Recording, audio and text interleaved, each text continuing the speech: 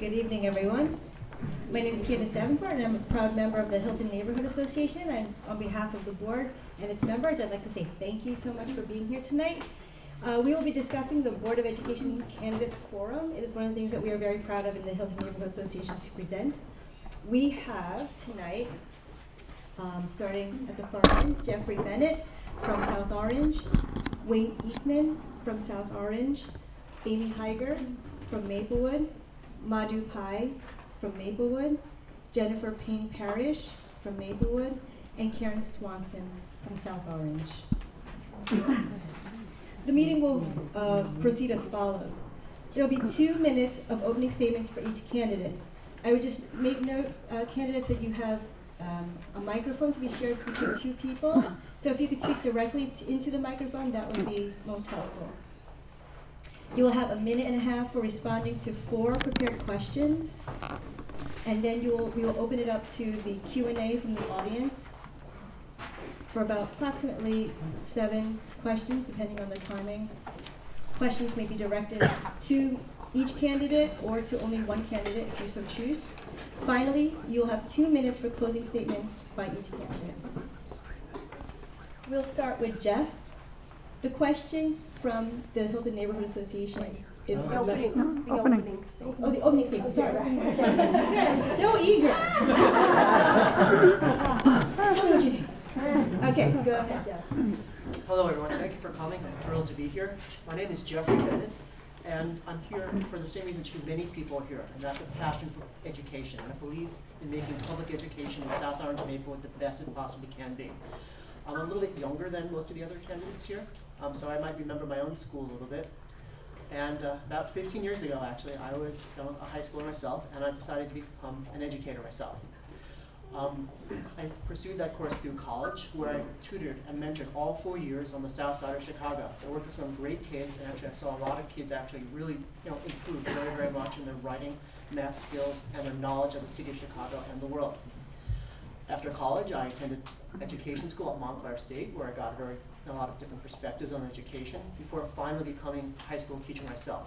I taught in a suburban district, not totally different from South Orange Maplewood.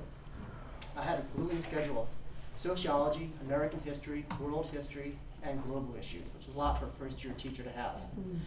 As a teacher, I got to experience all the highs of teaching, like when you throw out a question to a class and actually have the class answer it in a way you never really foresaw them answering it. It's also great actually when kids ask you a question actually, and you just really get to see actually all the insights that are going on in their minds. As a teacher, of course, there also are some frustrations. Sometimes you have kids who mean well, who are bright, but for whatever reason, often something going on at home, they actually just don't succeed academically. There are some kids you can reach and you can actually bring up, although sometimes it's very hard. I'm not in the classroom right now, though I am a librarian where I work with kids on a regular basis. And I actually do get to help them very often with their research papers. My wife, Meg, is a principal of a very high-performing middle school in New York City. Structurally, it's very different, although a great curriculum is a great curriculum, and it gives me actually a lot of insights into education here. I believe that a school system should actually help find students discover their talents, whatever they are, and then cultivate those talents to the full extent. Thank you so much, Jeff. Wayne? Okay, thanks. I'm Wayne Eastman. I've served on the board since 2006. I'm currently the chair of the Finance, Facilities, and Technology Committee and helped initiate a Global Education and Innovation Task Force. In my opening, I want to talk a little bit about people. We're going to talk about issues, and that's really important. But what's always attracted me about these communities is the exceptional quality of the people in them, especially in terms of civic involvement, civic engagement. I'm thinking back to when I was a new resident of South Orange, moved from Newark with my wife, young children, and got involved in a whole effort in terms of integration in our communities. Remember sitting in the living room with Suzanne Ryan, Shirley Matthews, many others, years and years ago. And then another civic effort, getting involved in running for the Board of Education, trying to make reforms on the Board of Ed in regard to performance, in regard to a better English language arts curriculum, and many of the causes that we were preoccupied with in the cycle of 2006, 2007, and so on. and then now 6 years in and running again for a third term. You know, we're going to talk more about the issues, but from a personal point of view, I just find myself very positive about the opportunities I've had to work with people who are truly, truly committed. I think of our former president of the board, Mark Gleason, somebody who really did outstanding work in any number of areas, and I've been very happy to work with. And I think of working with our current president, Beth Doherty, and with our superintendent, Brian Osborne. The reality of politics and the reality of being in a community is that there need to be the airing of issues, and we've all been at board forums and we've been at meetings where vigorous points of view are expressed. I think that's healthy. I think that's great. And I've been a participant in the discussions and debates, sometimes in the majority, not always in the majority. That's a good thing. It's really healthy to have a community in which we're together and then at some times we dissent. I've really enjoyed the opportunity to work with all of the people I mentioned, with our president, Mark Gleason, our current president, Beth, and our superintendent. Thank you, Wayne.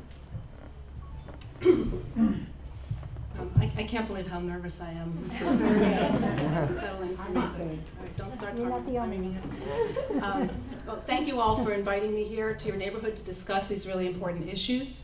My name is Amy Heiger. I've lived in this community for about 14 years with my husband and 2 children. I have a 6th grader at Maplewood Middle School and a 2nd grader at South Boynton. I'm a college teacher, so I bring that perspective of an educator to these issues. I'm very honored to be here and to be part of this process. I'm running for the school board because I believe that our school district has reached a critical moment in our history. When we moved here, we of course asked many people about the schools. The answer we kept getting surprised us. It went something like this. The schools are good, in fact excellent, top rate, first rate, if your child gets into the top track. That sounded a little strange to us and disturbing. We learned that the district had a very serious problem with tracking or leveling students starting in the 3rd and 4th grades. We were very pleased when Superintendent Osborne came on board in 2007. He shared our educational values. An excellent education, he said, is not a privilege to be given to the select few, but a basic human right for all. We can do better than this, he said.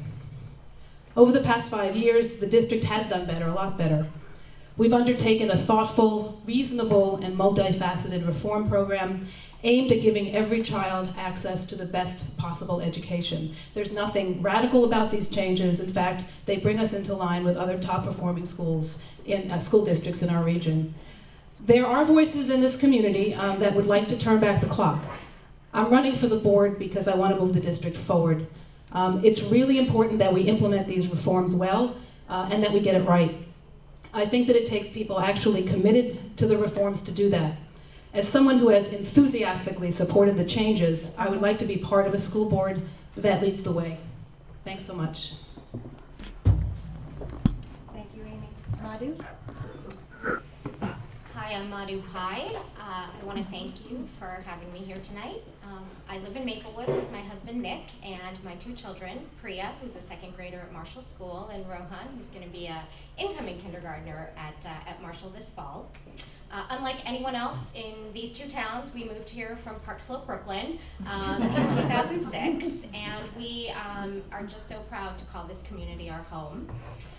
Professionally, I've worked in the communications field for 16 years. About a year and a half ago, I made the change to move into the education field, and I'm now working in marketing consulting in higher education. When I grow up, I actually would like to be a guidance counselor in either the middle school or the high school, so that is my ultimate goal. You know, the debate that's been happening in our community has really been a wake-up call for me in the past few months. I've been involved in my children's schools, on the PTA board, in class as a class parent, but it really felt like we were, as Amy said, at a critical juncture in the path of our district.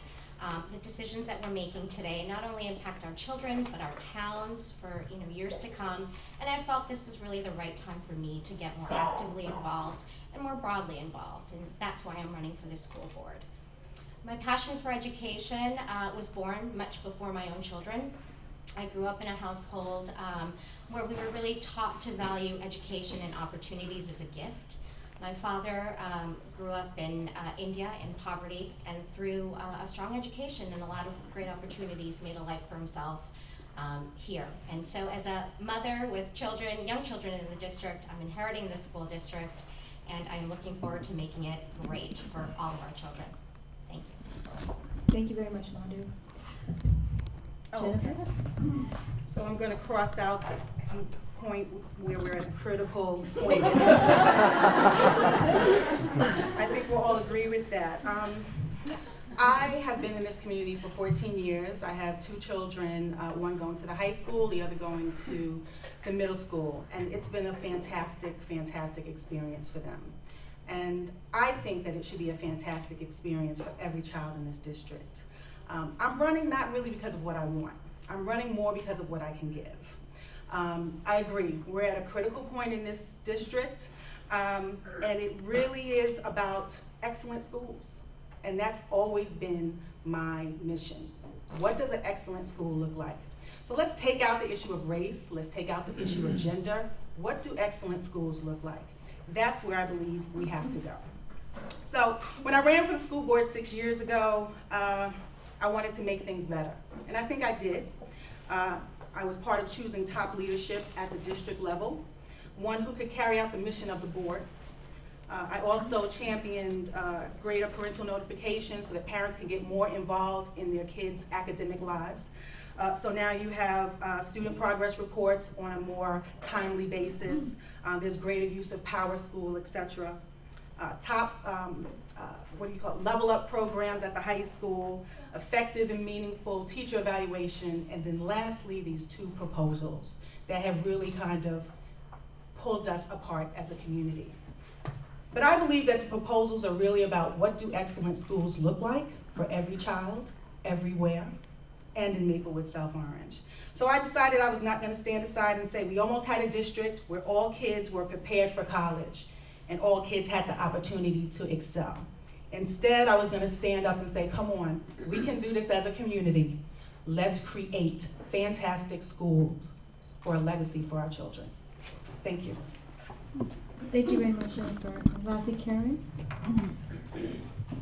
Now you see, Swanson is always last.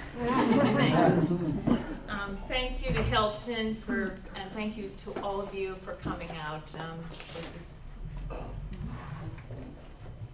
And I too am nervous. My name is not just Karen Swanson, but Karen Mattia Swanson. Lots of people just call me by my middle name, Tia, but I'm on the ballot as Karen. Don't worry, we're all the same person.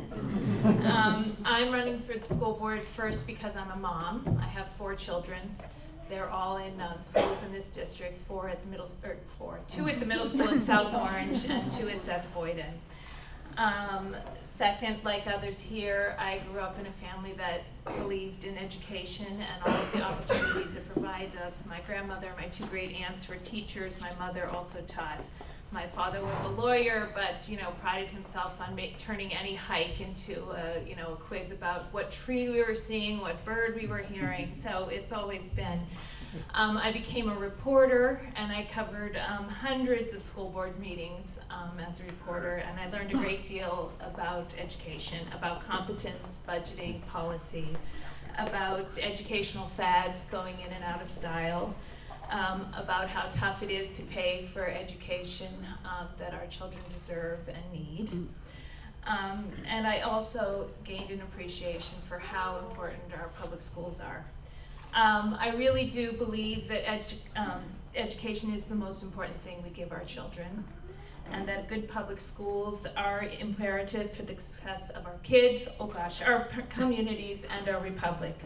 We need them to teach and challenge the most privileged among us, but we also need them to change the lives of the least among us.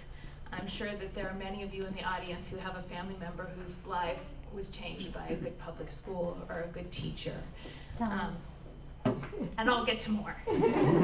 Thank you so much. You get to go. We will now start with the questions. The first question is on leveling and deleveling. We'll start with Jeff. How do you feel about the deleveling? proposal, and what modifications, additions, or evaluation criteria, if any, would you use to assure that de-leveling is creating a better learning environment for all of you? I disagree with the de-leveling decision from last week because the results from 7th grade were not what we expected. But the decision was made, and it's actually now the role of the Board of Education to move forward and actually make this system work as well as it possibly can. I think critical in making this actually work better is actually really getting a great curriculum for our middle schools right now. Right now, even on level 4 level, our classes actually could be a lot better. In language arts, we tend to have a very inward-focused curriculum. Students are often asking questions about themselves rather than the broader world. We need to change that. We also can actually have more sophisticated, more complex literature. I'm not calling for abstruse prose in 6th grade, but actually, we can have actually writers like Fitzgerald, Hemingway on the middle school curriculum. At my wife's school, they have that. We can also rethink social studies. So actually, again, there's a little bit more world history in that. We also need to make differentiated instruction work better. As a former teacher, I can tell you that the problem with differentiated instruction isn't a lack of conceptual understanding of it. It's a lack of time. When I was a teacher, I worked 70 or 80 hours every week. Making the tiered lessons, making the pre-assessments that are supposed to come before every unit is very, very difficult. If we want differentiated instruction to work as well as it possibly can, we need to give teachers more time to plan, to make these lessons actually. We need to actually spend a little bit of money and actually have teachers come in, over the summer or after school to make these lessons work together. There are many more things we need to do to make this work better. Better develop the independent projects that are in the proposal. Have a seminar system, have an incentive for students to do this, like a field trip or an award, or even a breakfast. We need to also create some more extracurriculars. Our extracurricular offerings are rather thin. We could have Model UN, for instance, middle school debate. Thank you. Thank you so much. Thanks. First of all, the vote has been taken, March 5th board meeting, passage of middle school proposals, extensive and much more limited high school proposal. Let's make them work. I'm excited about IB. I think there's a lot that can happen. Let's make it work, point one. Point two, going forward, I think we should conceptualize this in terms of choice, in terms of flexibility. For instance, in our district, we've got some great pockets of that. I sent my children with my wife to Seth Boyden. I think that's a great template for us to think about. So for instance, at the high school, at Columbia High School, why not be exploring the possibility for a substantially de-leveled program for parents, students, teachers who want it? I've heard Mr. DeVita many times speak at board meetings. The energy of Mr. DeVita and teachers who feel similarly, it's great if we can harness it in a choice program at our high school. More broadly, levels, options within levels in terms of informed choice by parents, by students. We're going to have levels for complex material for older students. We're all levelers, we're all de-levelers. Sometimes it's appropriate, sometimes it's not. So, it's a complex issue. There's a lot to it. Going forward, flexibility and choice are watchwords. Thank you so much, Amy. I supported the leveling up of our middle schools. I think leveling up is the more accurate term. Leveling up is pushing more and more kids into richer and better educational experiences. I support it because I feel strongly that the labeling, the sorting, the tracking of students into different academic groupings at an early age is simply wrong. It's bad policy, it's harmful to all children. It's especially harmful to students who are told that they are not smart or academically inclined. I would never want anyone ever to say that to my children, and I don't want our school district to ever label anybody that way. In addition, differences in what we call ability for young children are just not consistent over time, and such differences I think are poorly measured by standardized tests.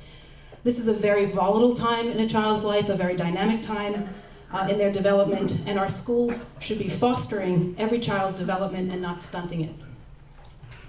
Having said that, one of the roles of the board, can I just finish this? One of the roles of the board is to make sure that teachers are given the support and training they need to teach leveled up classes. And here's a word for teachers: they can do it. They've been doing it. They've been doing it really well. I teach de-leveled classes in college, and it's the most rewarding, the most invigorating kind of teaching there is. Thank you, Amy. Thank you very much. Madhu. Thank you. There is a widespread agreement within our community that every child, every student in this district can benefit from a stronger, richer curriculum, more challenging curriculum. I think where the community has been somewhat divided is in how this curriculum should be delivered to a student body with such diverse learning needs. You know, for me, I'm not convinced that the middle school proposal and what's been suggested is the right solution. Good intentions, I think, should and can drive good ideas, but decisions need to be made with data and due diligence. The vote has been made, as Wayne said. You know, I respect the vote, and should I be elected, my focus will be solely on ensuring that we have excellent implementation of both D-leveling and IB in our schools. That starts first with collecting and evaluating data and monitoring the impact year over year. I think not only should we collect and monitor data on student achievement, but also on the support structures in place. They need benchmarks to make sure that they're fulfilling all the needs. Secondly, I think teachers need to be supported.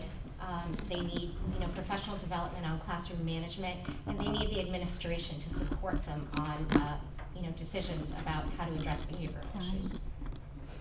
Thank you very much, Mona. Jennifer? Okay, so let's talk about data. How many of you in here know what the graduation rate was from college for the class of 2004 from Columbia? Less than 50% graduated from college. 2004. The data doesn't look that much better for the class of 2005 or the class of 2006. So when we talk about choice and we talk about these levels, we all know that college prep doesn't start in high school, right? I've been a tutor, been tutoring students in this district for 14 years. College prep starts in middle school. So when we look at that data and we look at the number of students who are in level 2 and level 3 classes, those are the students who are mainly unsuccessful in college. We're not preparing our kids for college. And if you are just so unlucky to choose level 2 and level 3, God help you. Because the purpose of a good education is to send your kids to college, even though it may cost $50,000 a year. So, with that data, I think that the proposal was right. I think it was a good start. And now I think we do have to evaluate how it's going to be successful. And we've been doing that. We've been looking at common assessments and how students do on common assessments, NJI scores, and the 7th grade data, go back and look at it. It shows that the only students who are struggling are those level up students. And I think they need to struggle, and it's okay. It means that they're getting a rigorous curriculum and environment. Thank you, Jennifer. Karen? Thank you.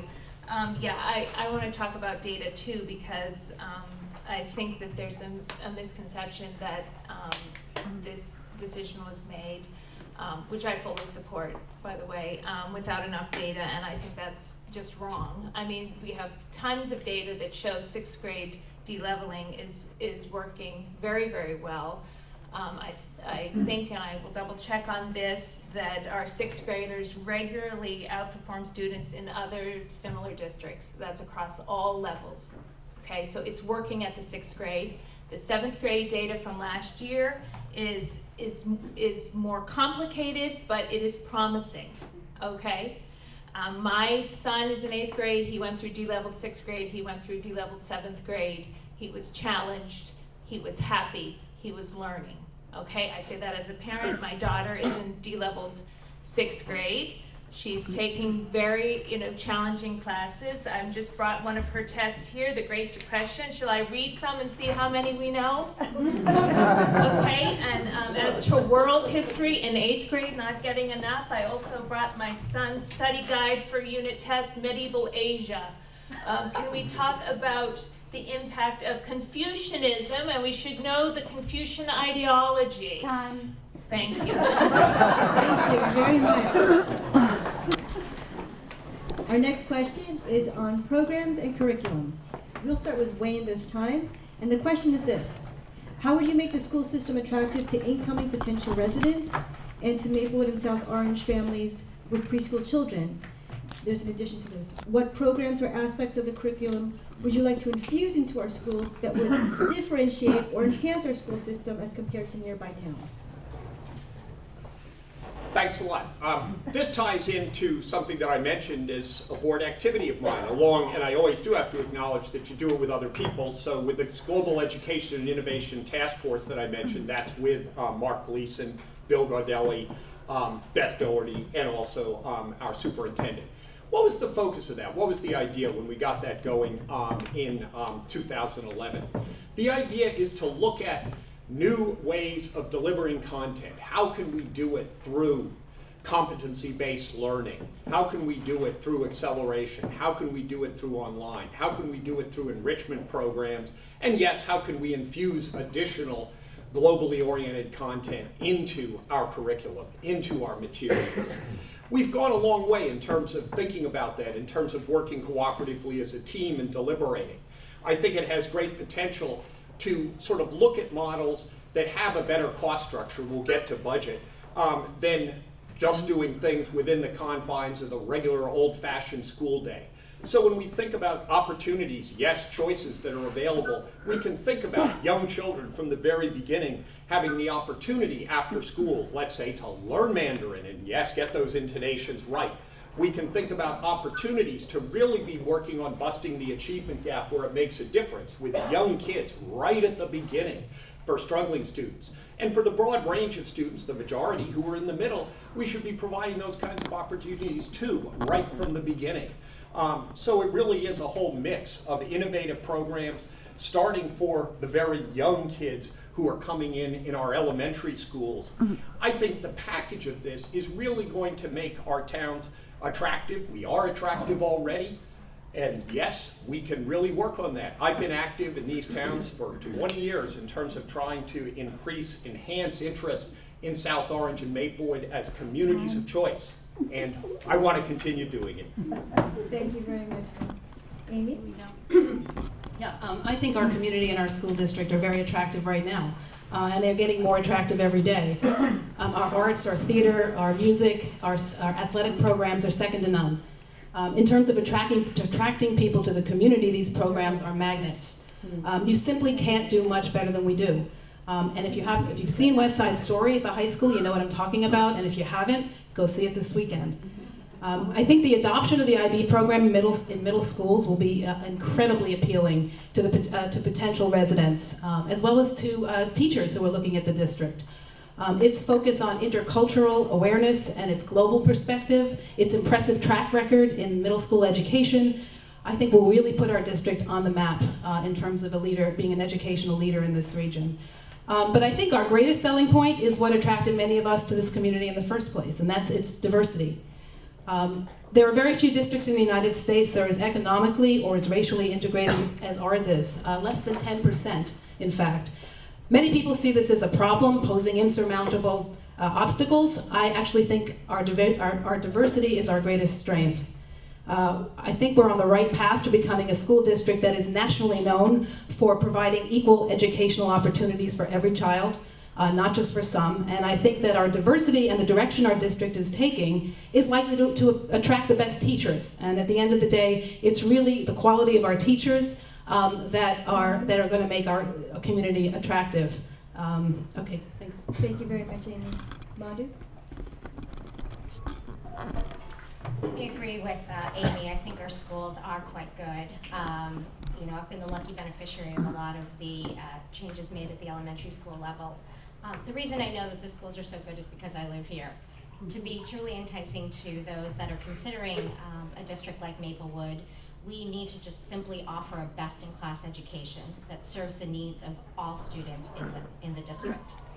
That starts with a strong, rich, and challenging curriculum. I can't stress that enough. Also, we need things like earlier access to foreign languages like Mandarin. We need academic after-school achievement. We have a wonderful after-school program that's run by the PTA, but we could have a more academic focus to it to help struggling students and build concerted cultivation for, for all other kids. We need to prepare our students for the new economy, for the new global economy and a new technology-driven world in the 21st century.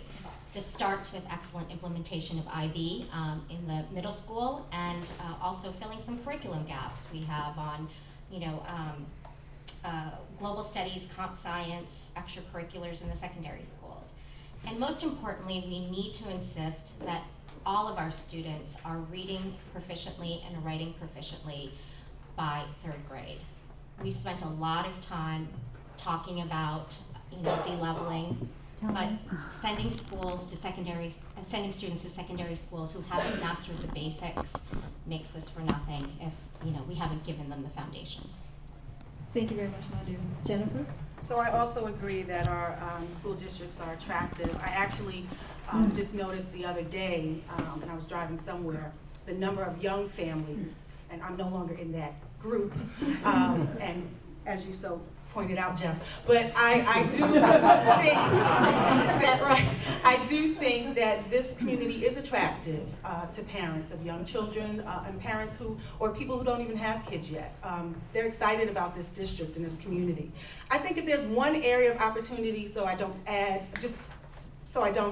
repeat what has already been said, I think one of the areas that we could even expand further is in science enrichment. And as a scientist, I've noticed this, of course, with my own daughter coming home with not a lot of science work. And I understand that may be a mistake of the board that we have to really look at, that we need more of a focus of science at the elementary level. I would like to see students actually doing scientific experimentation at the elementary level. I think that will help them transition much more nicely into the middle school with the IB program. A science program or curriculum allows you to use math, it allows you to use writing, English, everything. And it's an opportunity to explore. So I would like to, if I get back on the board, I would like to really push that kind of a program. I think it could work for our elementary schools and be attractive to people in the community. Thank you very much, Jennifer. Karen? Yes, let me just reiterate that, of course, our schools are already attractive. I've spent 10 years in preschool and just left last year, and parents in the preschool are very excited about entering our public schools. And so we have pockets of brilliance. I'm sure all of you have had teachers who have motivated your kids. Really, I think what we need to do is to broaden the greatness and even it out so that there are not uneven quality across classrooms and across schools. We need, and we're moving in that direction. I think we're not quite there yet. I think parents know who the best teachers are. Good principals know who the best teachers are. The administration is working on finding best practices and dispersing them throughout the district, working on getting teachers, good teachers to become mentors for other teachers, and so that we will lift the boat for everyone here. Thank you. Thank you very much, Karen. Lastly, Jeff? Two-part answer. One would be actually make an all-out effort to get every single student here performing at a high level. Number two, actually, once you have students performing at a high level, make sure they have opportunities here which are just as good as they are in any other district. Make sure more students are performing at a high level. We have to recognize that it's the schools work here. Like, every parent here seems very happy. But sometimes it's just not enough school. And there are subjects we just can't fit in the school day, like science and social studies. What we should do, actually, make sure every single student, or more students, are performing at a high level, is actually take a page from charter schools, which actually have eliminated various achievement gaps. And let's extend the school day and extend the school year as best we can. We can't have an official school day from 8 to 5 o'clock here. That's not going to work. But we can expand our academic enrichment after school, and we can expand the tutoring we already have. Many studies have shown, actually, that this is the most effective means to help lower achieving students. Number two, we have to make sure that actually students, when they are high achieving, have opportunities here which are terrific. The earlier answer I was talking about some extracurriculars. That's something we can add next year. The high school should have a debate team, for instance. We're one of the only schools I found that didn't have a model UN. Number two, we can also look at some classes. Our electives in the high school on the non-Western world are not that strong. We can also do more with computer science. Some opportunities for enrichment, and I would actually say acceleration in science would also be called for. We could have a science research class, which would actually let students enter like very impressive scientific competitions like Intel and Siemens. It's really very realistic. I think actually the schools will. Okay. Thank you very much. Our third question is about the budget cap. With the 2% budget cap, what are the effects on our school system that you've noticed, and what changes would you make to work within those budget constraints to keep our school at a high level? This question will start with Amy. This is my least favorite question. I'm Sarah Palin of the budget here, so I'm learning. For many years, we've had the state-mandated cap on property tax increases. The cap is now at 2%. Even without a cap, there would still be a limit on how much taxpayers can afford. Of course, the problem is that costs go up a lot faster than 2% every year. So we have two choices every year. We can either cut the quantity or quality of our programming, or we can find efficiencies and cost-cutting places to cut costs, to the extent that efficiencies haven't already been cut over the 15 years we've had to do this. We all know that cutting programs and services can mean terrible things. It can mean starting instrumental music programs a grade later. It might mean sharing art teachers or music teachers across schools. It might mean cutting courses at the high school. The main thing school districts spend money on, though, is teachers. There's enormous pressure to lay off teachers every year. I think what our district has done recently has been to avoid affecting the instructional programming of the district, and I think they've done a really good job of it. We used to have discussions every single year about cutting music programs. We don't have those discussions, and we haven't had them in the past few years.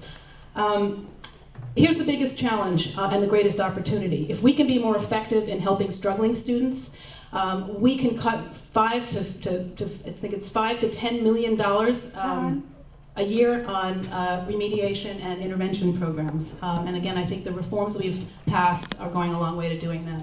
Thank you very much, Amy. Madhu? Thank you. We're a public school system, and a public school budget requires a delicate balance of fiscal restraint and responsible spending. $114 million, that's a pretty good, pretty healthy school budget. But, you know, tough decisions do need to be made in these economic times. We do need to alleviate the burden on taxpayers during a time of high unemployment, and general economic hardship.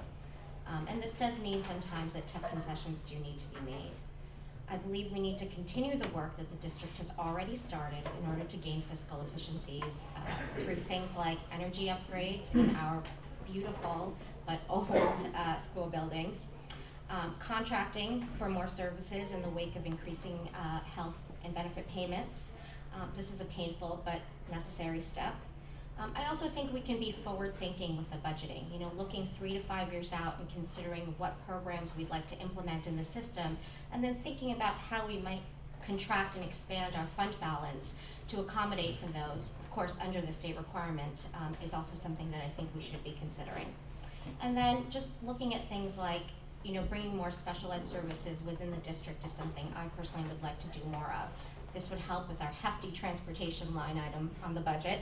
And you know, there have been talks about potentially converting Montrose to a special ed center and making it a profit center. This is something I think we should consider looking into. Thank you very much. Jennifer? So a lot of what I agree with a lot of what has already been said.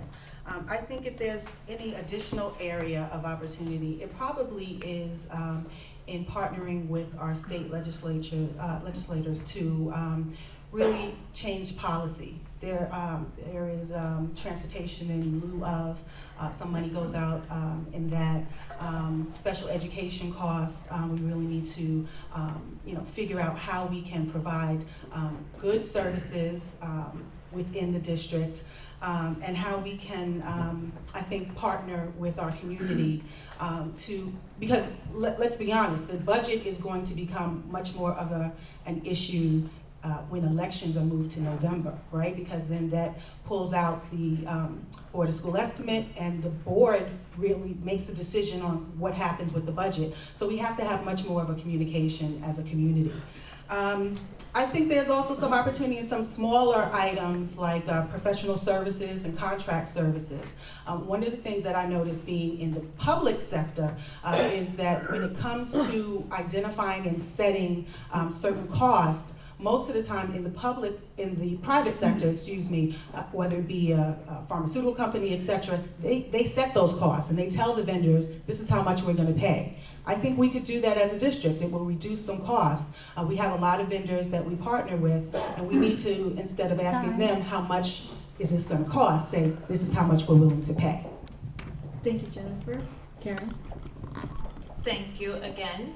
Hard to go later in the game when everybody has said everything, but let me just remind you that one of the things that always grieved me when I was a reporter is that property taxes are a really inefficient way to pay and a really unfair way to fund our schools. We have a question coming up about how the school board should be proactive in teacher reform at the state level. I think the school board should be very proactive in tax reform at the state level. The income tax was originally instituted to pay for schools in the state, and if you think about it, income tax is a much better way to pay for schools, because people who have high incomes are usually people who are earning money, who are in the years before they're retired. They're the ones who have the children who are going to the schools, and there's such incredible pressure on retirees to try to stay in their homes and pay these ever-rising taxes, and then end up sort of fighting with parents, and it really isn't such a terrible way to fund our school system. So I really think in the long term, I think in the short term, our school board and our administration has done a wonderful job, given all that's mandated by the state and how little room there is to maneuver, in giving us responsible budgets that try to hold. Thank you. Thank you very much. Jeff? The budget's going to be a challenge in the next few years. We have to really be mindful of the tax stress that a lot of people in this community are under. Actually, I like the idea of actually working to help lower performing students in the elementary schools, so they're less likely to need special services when they're older. I think actually the after school academic enrichment is something that could help that. I think we can also band together with other towns actually to negotiate with vendors, to negotiate.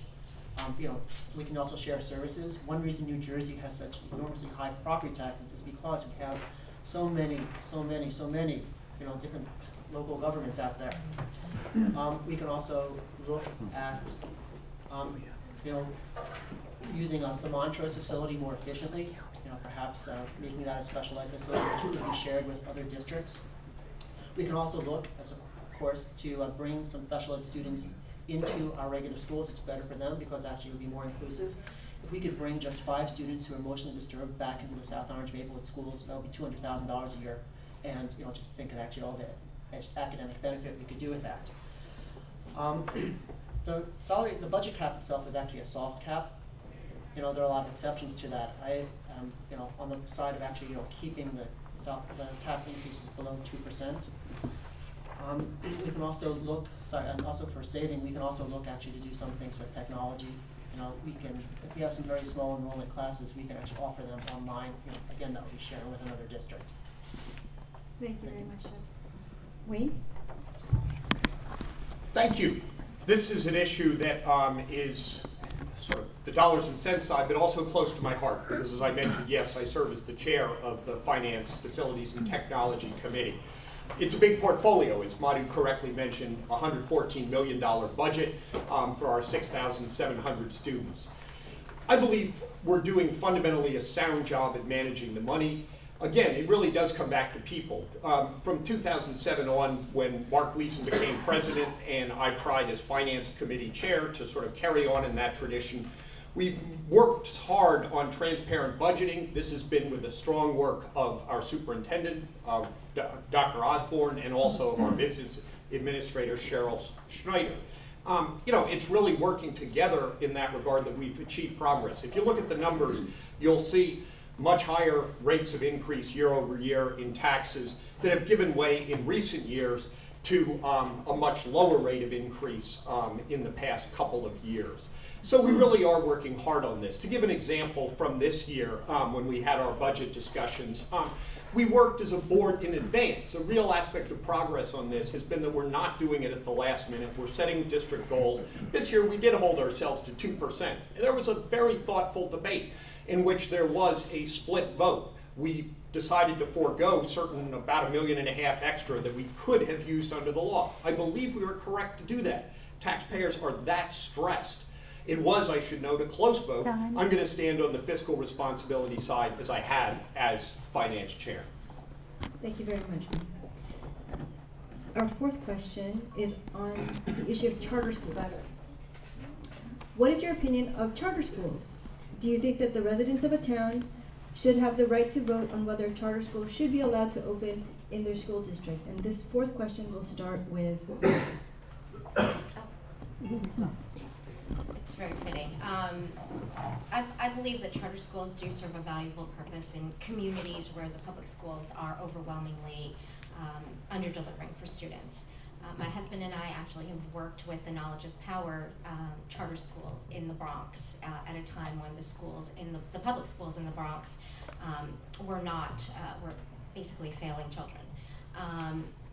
You know, South Orange Maplewood is not the Bronx. I think we have a great school district, and some changes do need to be made in our school district, but we do not need boutique charter schools in the school district.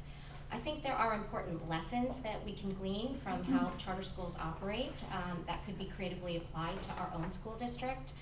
For example, at Knowledge is Power, or KIPP as we call it, there is a high level of parent accountability. You know, parents, teachers, and students all sign a contract called the Commitment to Excellence, saying that each of them will do what's necessary to ensure student success in that school. I think, you know, they use a lot of technology in charter schools. Kids at KIPP toggle back and forth between teacher instruction as well as adaptive computer software. And as Jeff mentioned, charter schools do have longer school days. Now, that's not something we're going to be able to do in a public school, but with programs like academic after-school enrichment, we can, and in fact, extend the school day for children. Regarding the second part of the question, yes, I do believe that there should be a local vote for a charter school. Thank you very much. Jennifer? So yes, I do think communities should have to vote on whether or not charter schools come into their district. And it's interesting because when I started getting interested in education in 1997, I went to an education forum, and that was when Robert Treat Academy was just approved, North Star Academy was just approved, and there was a lot of excitement about what charter schools could offer students. And I think we were all excited about that. Fast forward a couple of years later, are those charter schools still thriving? Yes. But the whole purpose of the charter school was to compete with the public school, to make the public school better. I don't think we have that kind of situation here. I think in Maplewood, South Orange, we already have really good districts, really good schools, and it's about how do we make those schools better, not how do we drain resources from them for charter schools. So that would be my real focus, is to make sure that our schools are an option for all parents and not charters. Thank you very much, Jennifer. Karen? Yeah, I'm not really a fan of charter schools. I think, you know, this whole notion of competing within schools, that's the business world, okay? In education, we're not competing, we're cooperating, we're trying to get the best out of what we can. The state promises a thorough and efficient education. Charter schools are not efficient because they take money away from the public schools that they're supposed to be competing with to improve. How can schools improve when they're already so their budgets are so tight already, and then you get money taken away? I mean, that's crazy to me. So I always think charter schools are just sort of a way to talk about choice that is really detrimental to to our public schools, and it's especially detrimental to parents or children of parents who don't know how to work the system, because who ends up choosing? Parents who are involved and who know what they're doing. Okay, so if you have charter schools, you inevitably hurt the public schools. That hurts the kids who need it even more. I mean, that's crazy. And so, no, I don't support charter schools. And yes, the public should vote on that. Thank you very much. I support charter schools in districts that are underperforming. I think that parents should have that choice, but South Orange Maplewood is not that kind of district. The Wall Neighbor proposal was the wrong charter school for the wrong community. But charter schools are great laboratories of education. You know, charter schools exist in many cities across the country, and actually they're practicing new things, which actually are, and oftentimes, you know, demonstrating themselves successful.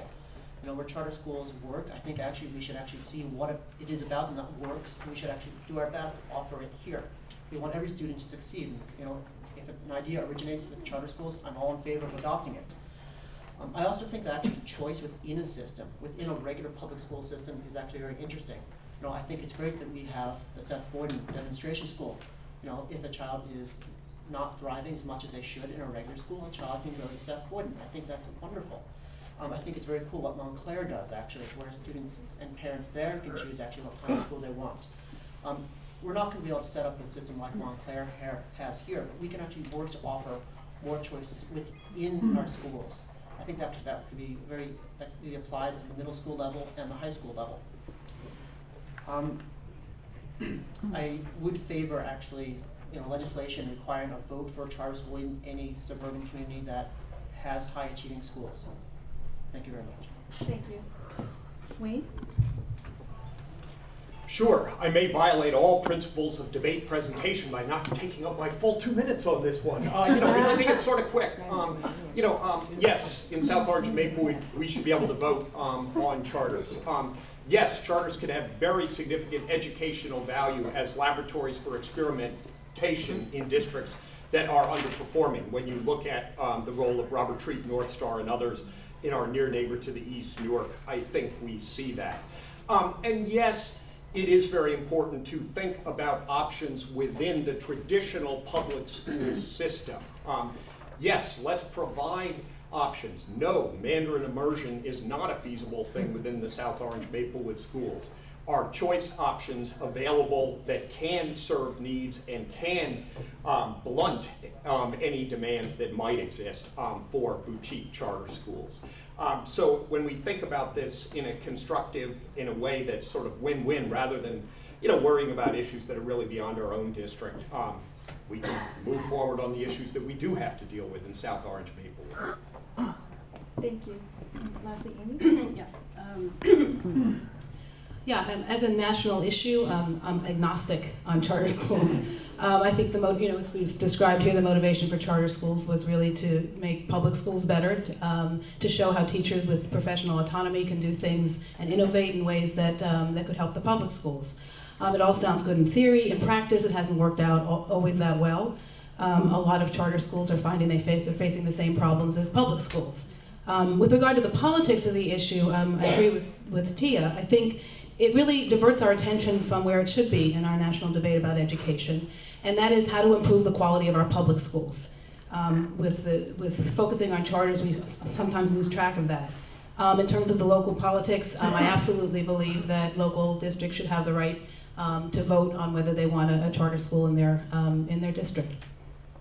Thank you very much. And that concludes the Hilton Neighborhood Association standard questions. So you guys can take a breather, take a drink, and then I'm going to open it up to the audience. So I don't know which one's first.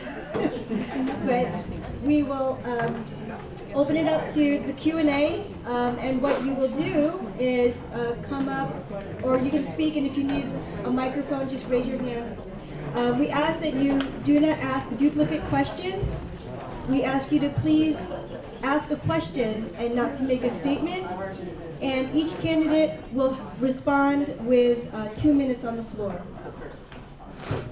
Would anyone like to ask a question of the candidates? Go. Just from here? Please stay here. Okay, I'm Bruce Hartley. I live in Maplewood with my wife and 2 kids. We have 1 kid in Marshall and 1 will be in Marshall next year. I had a sort of 2-part question for Amy. When you were answering the question about how we would make our district more enticing to outsiders, you said that you can't do any better than we're doing. Now, I didn't understand the context. I meant the art, the music, the theater, and the athletics program. Okay, great. That was the context. That clarifies it. Yeah. Thank you. Next question was also for you about, you called it leveling up.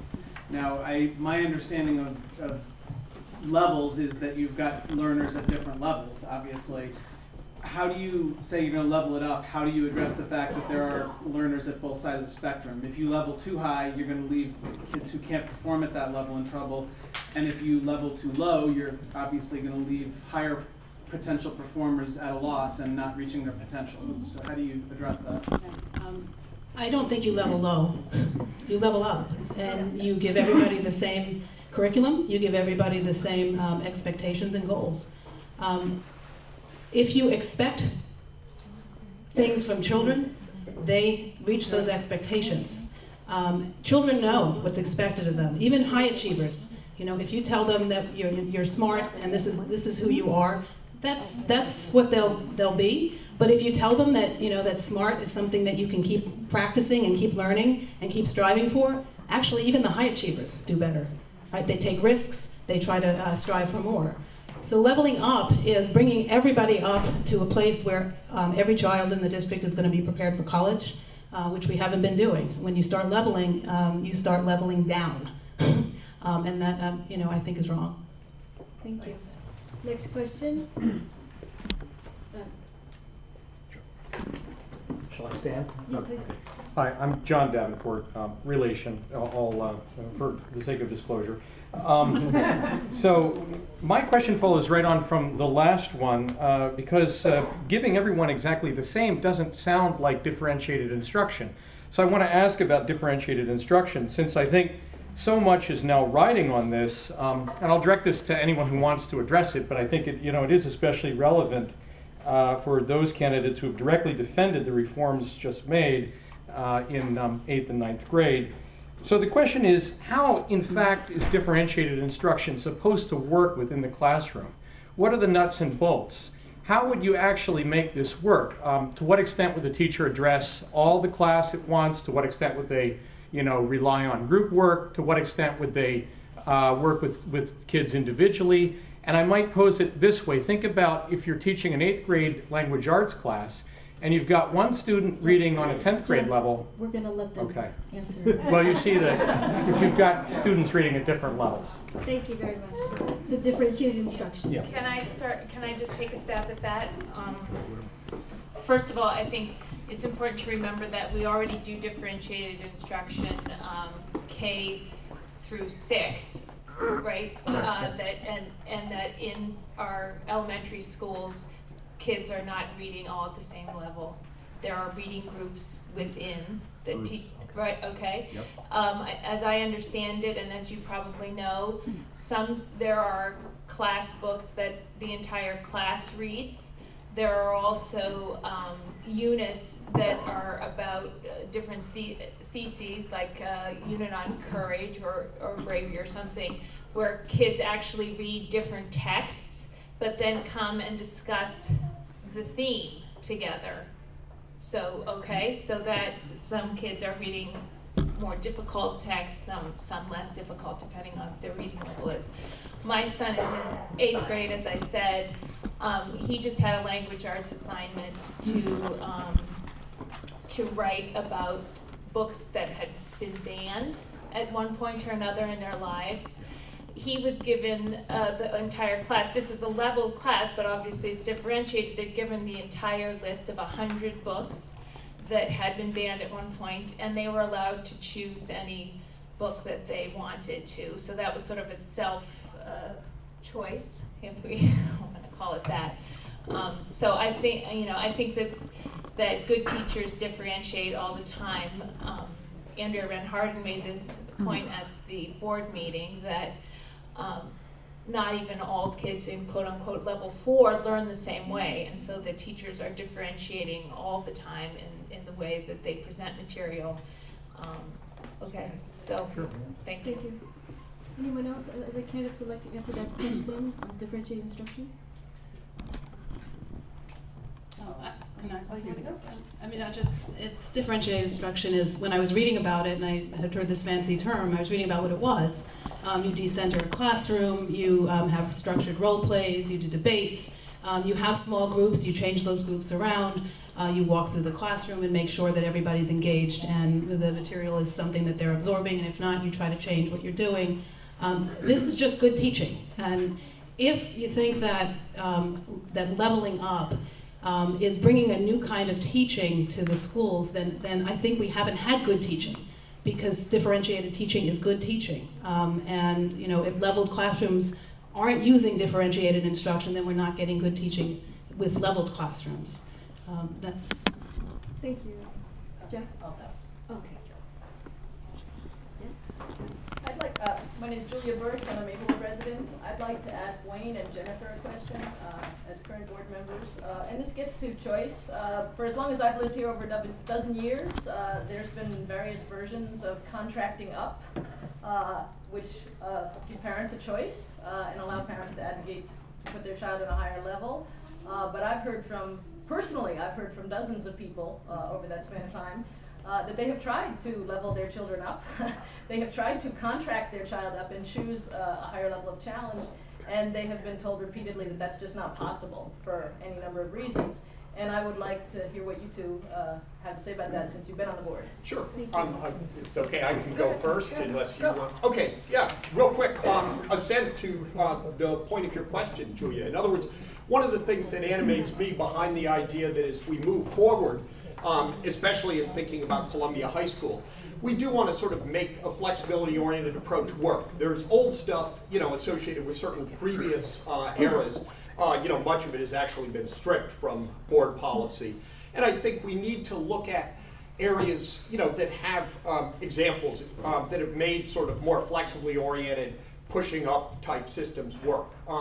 You know, no system is perfect, but our friends in Montclair have been operating a system for years that does involve significantly more elements of choice and flexibility in how to make the system work.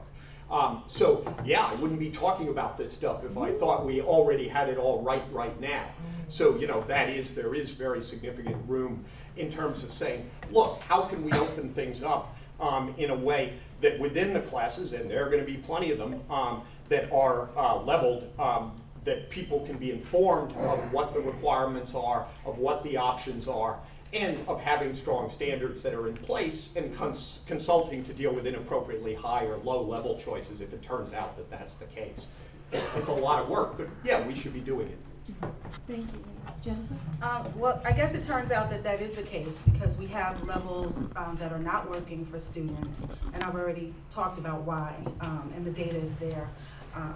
So I don't know who chooses a level 2 or level 3 class, but maybe you would. Raise your hand. I wouldn't. I know a parent who, and like I said, I've been working with kids in this district for 14 years. A parent who got a letter saying, your kid will be in level 3 next year. And she called me and said, I'm out of here. I'm out. That's it, I'm done. Because for her, that was a sentence to nowhere. So I don't think choice works. And I think we have to look at the system, the overall system. How are good systems supposed to operate? That's my primary question. You ask it in a job, you ask it in any other kind of environment. What does a good system look like? It's not dependent on the people who are choosing to be part of the system. It's dependent on the system. So I think we have to have an excellent educational environment. And we have to have options, yes. At the higher level, yeah, okay, fine. But for students who are in middle school, and I'll give you an example. I have a student who, and I have a couple of students who are boys, doing very well on their tests, common assessments. You go and you look in Power School, homework 0, 0, 0, 0, 0. And you ask, what happened? I know we did this work together. What happened? I forgot. I forgot to hand in my assignment. And so now you have a student who could potentially fail a class or be recommended for a lower level because they didn't hand in their homework. So I don't think that works. I don't think it works. I think we have to have a system that is demanding excellence, and then from there we move up. We choose up, not choose down. Jeff? Thank you very much. Over the last few years, when we've talked about choice in South Orange Maplewood, it really has related to levels, but there are other kinds of choice that we consider too, like curricular and content emphasis. A lot of high schools allow students to take English and social studies in the humanities model. Milburn, Summit, and Westfield allow that. I think that's something very exciting. I think we should work to have that here. If we do offer foreign language in 6th grade, which is a IB requirement, we're going to be hiring more language teachers too. Since we're hiring more language teachers, we can actually consider hiring teachers who will teach a language other than Spanish. You know, I think there are students here who would choose to take French or Mandarin, for instance, so we can actually have more choice. Because of actually the recent middle school transformation proposal, we're also going to have 8th grade accelerated English. The proposal is for that class to be 12 to 15% of grade. I actually think that we should allow more students to take that. I think actually there's no reason to have that number actually tied to the number of students who would fit in one classroom, basically. I think that we should actually have actually far more students taking that, and it should primarily be a choice consistent with strong academic performance. Thank you very much. Next question here, please. Hi, I'm Mark Aronson. We've been in Maplewood for 10 years and have 2 boys in the school system. I'm a little frustrated that we've been talking about something that's been decided. Leveling's over. That decision is over. The challenge that I'm not hearing anything about is Common Core.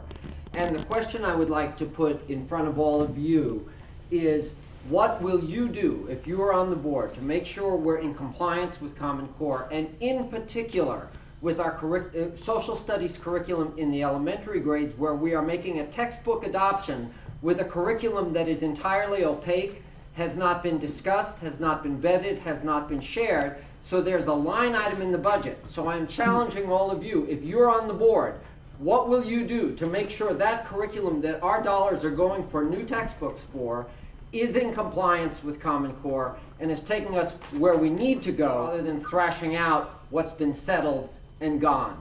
Thank you. And so the issues with Common Core. With Common Core, and in particular with the elementary school social studies curriculum, where there is a budget. We have just agreed to spend money on a new textbook adoption for an invisible curriculum that has not been made public, has not been shared, and we have no reason to believe is in compliance with the state required Common Core standards. Thank you very much. And this is open to all 6 candidates. Any of you who are elected are going to have to deal with this. So I just want to say that because it's open to all, we'll give you a minute and a half, not 2 minutes for this one. Well, having a child in elementary school, I can say the first thing we need to do is actually introduce social studies back into teaching in the elementary school. We've made good strides on language arts and math, but we've done it at the expense of social studies and science. Both these subjects have more nonfiction text that I think we need to have in the elementary school as well. And this is especially relevant, quite honestly, to a growing gender gap that we see in the middle school, where boys are quickly falling behind girls. I think having more nonfiction text, having subjects like social studies and science taught in the elementary school level will help boys develop a love of learning and develop their intellectual curiosity at the early stages. Thank you. We'll just move down the line just to make it easier. Jennifer? Okay. Well, I think there's a bigger issue, and I don't think it's just for social studies. I think we need to ask the question, how are we evaluating our curriculum? And we need to understand the process in which we evaluate curriculum, because today is social studies, tomorrow it may be science or math or whatever it is. So I think we need, as a board, to have a clear understanding of what the process is, who's involved, and it needs to be standardized across all subjects. Now I know that the new Common Core is something that the administration has been looking at, et cetera, and ensuring the board that they are aligning with the current curriculum or revision of the curriculum. But yeah, I think there's more possibilities there. I think there's more opportunity to really dig down a little bit deeper and say, what is the process? How are you doing it? How will you do it going forward? What are the key elements involved? And then we can monitor it from there. Thank you. Tia? Yes, I agree with what's been said. I would say that I don't think there's any reason to doubt that the administration is aware of these things and would order a textbook that that would fit the curriculum. As board, Yeah, you don't yes, not doubt, you right. challenge. Yeah, of course you do. But I'm just saying, of course you do. But what I'm saying is, I don't think that there needs to be a level of distrust that you're voicing. Okay. But having said that, I mean, part of the problem is that all of the testing at the state level is geared toward language arts and math, and so the day is filled with language arts and math. There's 2 hours of language arts instruction every day. There's 1 hour of math. That doesn't leave you much. Common Core will help not because it is a multidisciplinary approach. And I think that we need to move toward making our social studies curriculum also part of our language arts curriculum, okay, and our science curriculum part of our math curriculum.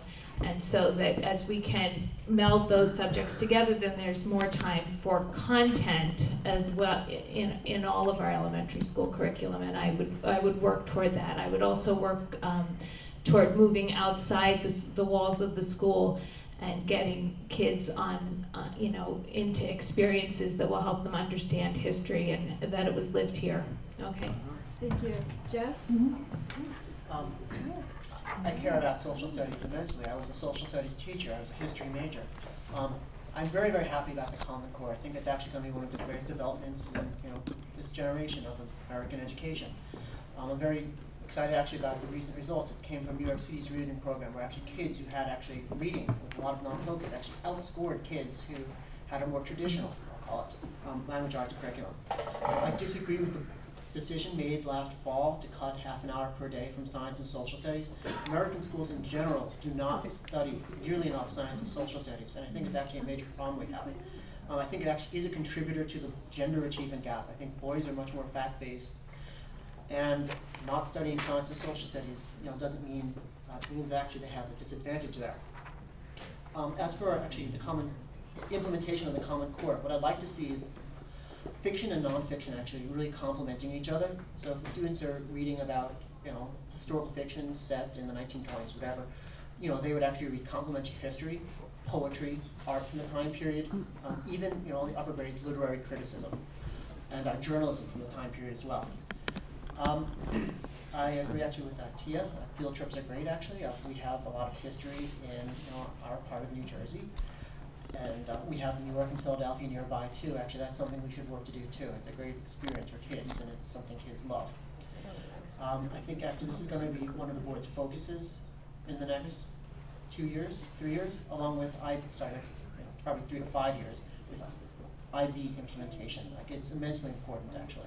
Despite all the conversation about de-leveling, the next few years are going to be about curriculum. Thank you, Jim. Wayne and Amy will finish off this question, and then we'll move on to another. Thank you. Okay, thanks. I think the background, Mark, to your question really is, what do we do about the social studies curriculum? In other words, we do or do not have a good role as board members in vetting the specifics of textbooks, the quality thereof or lack thereof. My own inclination is to say that's something that gets involved in a micromanaging where administration has some legitimate concerns. On the other side, we really do need to think about the social studies curriculum overall. In other words, in a sense, in our district, we have gone through our own version of sort of the NCLB-led focus on English and math. And I very much felt there was a lot of merit. That is, I ran in 2006 with others, and we worked very hard on the idea of a new language arts curriculum. And then more recently, the move towards Singapore math. Again, strongly supported by me, along with other members of the board. Does a time come when we need to be thinking more about, yes, social studies, and, well, yes, science too? We have a cycle of review in which, yep, it's kind of small bore micro stuff, so it's grades 1, 3, 4, or whatever the schedule was and that we have been going through recently. And I do think there's the need for a conversation. I don't think we can exactly prejudge because they're complex issues. Do we go for an integration model, more like humanities? Have that as an offering? Jeff's idea, how does this tie into fiscal? But I do absolutely think it's a conversation worth having. Our district goals process is a good way that we can be thinking about doing that. Yep, it's been too long in terms of serious thinking and rethinking of social studies. Thank you. Yeah, I actually think we're almost all in agreement on this. Am I okay? On the panel about trying to bring more social studies and science, especially in the elementary schools. I mean, that was my favorite subject in school, social studies. So I was not happy that my son had to alternate science with social studies. I think the next thing on the horizon is the revision of the social studies curriculum, and I think the administration does want to comply with the Common Core. I don't think there's any question that they want to. They're going to. It's the next change that they're going to make. I think the way to go here is transdisciplinary because there is a time element. I think it is because we have this testing environment and we have to teach to the test to some extent, to a great extent. And if we can combine the subjects like we've been talking about here, and we could probably come up with a nice curriculum among the six of us for social studies and science, I think you know that we're going to do. That's what the board is going to focus on, and the district is going to be doing. Thank you, Amy. We have room for one more question. Go ahead. I'm just wondering. Could you stand up, please? Sure. Coming up to Brian's Osborne's 5th year anniversary as superintendent, you all had a chance to see him. I was just wondering, what do you, as board members or as just parents, what do you think of the job he's done in 5 years? How would you grade his performance? Where has he done right? What's he done wrong? Is it for all candidates? Whoever wants For to answer. okay. Just if you could just shorten your questions, and then we'll go to closing statements. For shorten our answers. Shorten your answers. Sorry. Sorry. We'll start with Jeff. Go ahead. I think Brian Osborne's a great administrator in a lot of ways. I think he's very intelligent. He's very charismatic. I think he's done a lot of good for the schools, actually, you know, including improving our language arts curriculum. Our test scores are improving. Test scores are not like the end-all, be-all of a school's performance, but you know they do indicate something. And actually, we are catching up with our district factor group. You know, in elementary school especially. I think you know in the next few years, actually, you're going to see that group of high-achieving elementary schoolers move through the middle school and the high school, and actually our whole system is actually going to be performing a lot better. Brian Osborne should be thanked for that in part. You know, the Board of Education as well, and our teachers.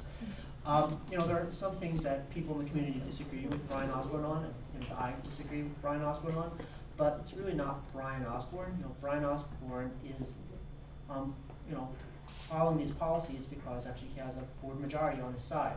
So, you know, if you disagree with something Brian Osborne's done, you know, the way to register that is actually going to try to vote in a different Board of Education. You know, we're not going to undo level up. The vote was taken last year. We're running to implement it as well as we possibly can. Thanks, Jeff. Thank you. Anybody else have any comments, differentiating, or would like to make any statements? Jennifer? I have a different statement. Go ahead. So 6 years ago, when I ran for the board, we had different leadership, obviously, and so I was part of a team of board members to identify Brian Osborne for this district. I think it was the right thing to do then. I think it's the right thing to do now. I'm not going to evaluate him in front of everyone because that's for him and the board. But I will tell you that you need leadership who has the ability to take on the vision of the board and make it real and make it successful. And I think in a lot of ways that has happened here. And I think beyond that, you need leadership that has the desire to do that. And you can find a lot of good leaders, but you can't find leaders who have the desire to do the work. And I think that makes all the difference. So. One more? Just, yes, go ahead. Just 10 seconds, concurring with sensitivity in terms of our only employee, the superintendent. Our superintendent is a very highly skilled employee who will do what a majority of the board or all of the board lays out in terms of our fundamental vision and mission as stated in district goals. He very well understands principles of policy governance. We are the accountable body as the board. We are the ones who are responsible for the vision, mission, direction of the district. Our superintendent has a very thorough understanding of that through the ideas of policy governance that have been discussed and worked through at the board level. Thank you, Wayne. Mother, did you have something you wanted to add to this? I just want to piggyback on what Wayne said. It was similar to what I was going to say. I mean, I have personally been, again, the lucky beneficiary of a lot that Brian Osborne has done in this district. But I think we all need to remember that the ultimate responsibility for representing parents, students, taxpayers, and fulfilling on the vision and the mission of the district lies with the Board of Education. I'm a little disappointed that he was, kind of hung out to dry on this last proposal. I feel like a lot of critical questions that could have been primed, alternate options that should have been considered were not. And, you know, it doesn't feel like he was given direction to consider anything beyond just the one proposal that he suggested. And, you know, as someone who writes proposals and presents them and oversees that for a living, I'm kind of amazed that we didn't have a comparative analysis of multiple solutions to address the issues at hand. And I think, you know, as a board, we should be sort of asking those critical questions. Thank you, Marta. And that concludes our open forum questions. We're going to start with closing statements, and we'll start with Tia. I would say rock the vote, everyone, on April 17th for the Board of Elections. And if you have websites or information that you'd like to leave people with, please add that to the end of your closing statements. And wish you all the best of luck. Thank you. I want to leave you with 3 thoughts. The first is that, you know, we need to work hard to help to usher in a system that finds the best practices, the best teaching methods, and systematically disperses them throughout the district. So we have good teachers, we have good programs, we have good schools. We just need to find a way to even that all out so that we all feel that we have the, you know, the best. And I have these additional thoughts. I was listening to my minister a couple of weeks ago describing holding his child for the first time and saying, you know, what popped into his mind as he looked at her was, who will this baby become? And it strikes me that as parents and as members of a community, our job is to help our children become who it is they're going to be, to become the best they can be. It's not our job to tell them who they are, and it's not our job to tell them who they're not. It's not our job to sort them. It's to give them the tools and the schools to discover what their talents and their passions are. As I said, I have an 8th grader. He's becoming a man, but I can tell you he is not a man yet. His idea for his occupation changes sometimes weekly, sometimes monthly. His world is still expanding. It's not contracting, just as it ought to be for him and for every 8th grader in this district. I guess that's all I'm going to tell you now. Thank you. Jennifer? I'm going to make 2 statements. One, I believe successful schools make successful students. And 2, I think there are a lot of issues that have come up tonight. There are a lot of issues within the community, but I think we can all agree that we want really good schools for our really great kids. And so my closing statement is just, it's either the moment or the movement. The movement is we go forward as a district. The moment is we get wrapped up in all the other stuff. And I think it should be a movement toward better schools, a whole community, and students who are succeeding. Thank you. Madhu? Thank you. I really do want to thank you for your time this evening. It's wonderful to see so many engaged parents and community members here. As someone who spent many years in the communications industry, you know, I think that the board has 2 things that it needs to accomplish. The first is obviously to ensure that we have great schools and opportunities for every child in the school district.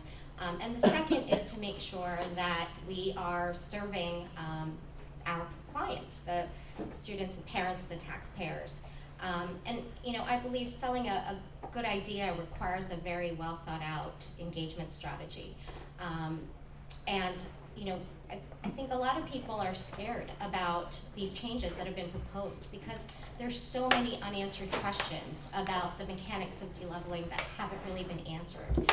And I do believe that, you know, parents who had such heartfelt feedback should have had their feedback addressed by the consideration of alternate options.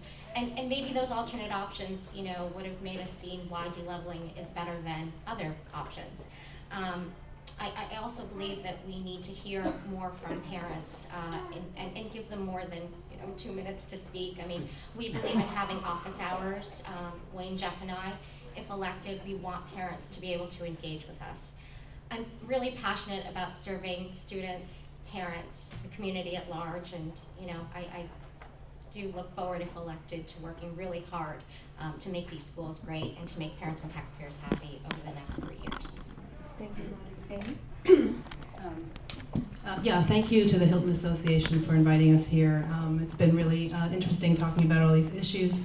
I know there's a lot of agreement on the panel, but I think there's really two different visions of public education between us.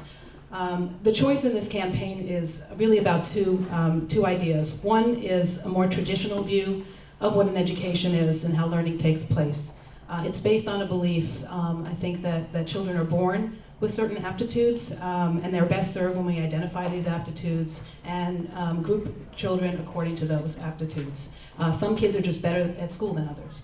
And then there's a second view, the one to which I subscribe, which is a more expansive view of what an education can be and how learning takes place. When we provide the opportunity for children from all backgrounds to learn together, every child is educated.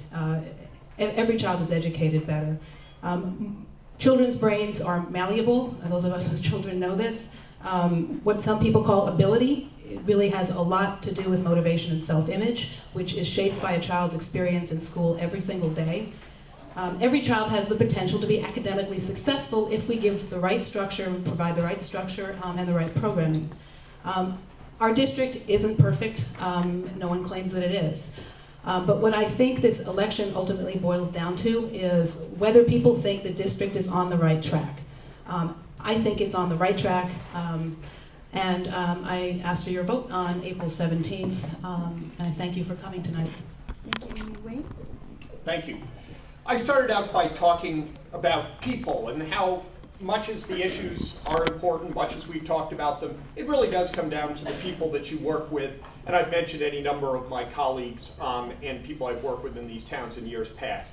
So right now in closing, I want to say something about Jeff and about Madhu and why I think they are great people to be joined with me in what I see as sort of a third kind of cause or movement, you know, the 90s stuff that I and many others in these towns worked on in terms of integration, the movement some years back to create more accountability, you know, a better English language arts curriculum. I now see us as engaged in a movement together to move us in a global direction, move us in an innovative direction, respecting the great strengths, the legacy of continuing educational excellence, and the new stuff. In that regard, I've really been excited by working with Jeff, talking with Jeff. You know, the board really needs the skill set that really gets into that data and looks at it closely, that really goes through with intensity, you know, documents, materials, information on curriculum. Wow, this guy is good. You know, I'm not as young as I used to be. None of us are. And this guy really gets the job done. You know, Madhu, when I think about Madhu and all that I've learned in the time that I've been, you know, meeting with her, campaigning with her, the set of skills in terms of this close sense of, you know, how you bring people together as a community, how you care about individuals, you know, that kind of PTA board experience combined with a real sort of willingness to stand up for values, to be firm, to be decisive, you know, and to assimilate information like a sponge, so that I'm learning things from Madhu on the trail now when we do our coffees. Because that's really all it does come down to in the end. It's people in the living rooms. The people that I remember meeting with in those living rooms 20 years ago when we were worried about the real estate situation. The people when we ran as a group, Mark Leeson and myself in 2006, and now Jeff and Madhu. I'm really honored, and I'm honored to be in this town. Thank you, Wayne. Lastly, Jeff. Thank you. Thank you to Madhu, Wayne, Tia, Jennifer, and Amy. You're right, we do actually agree with on some things. It's great that we all actually want to have more science and social studies in our curriculum, particularly in elementary grades. Although I do think actually there are some more differences. It's about governance too. It's about like asking questions of the administration so the public can be better informed. It's about monitoring proposals actually and seeing actually how well they were implemented and then working to see that the implementation improves. It's about a certain global view, comparing our schools to other schools when necessary, and not just in New Jersey, even globally. It's about actually being accessible too. Public speaks. 3 minutes is not very long for public speaks as it is. 2 minutes is even shorter than that. The board has to be more accessible. We have to have like private email addresses so you can contact us. My email address is jsbennett70@yahoo.com if you want to get in touch with me. I'm thrilled to be running for the Board of Education. I love this community very much, and thank you very much. Thank you.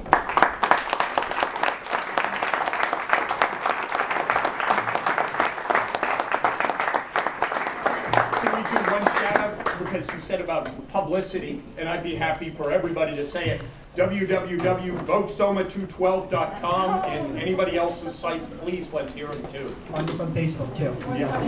Forthcoming, okay. So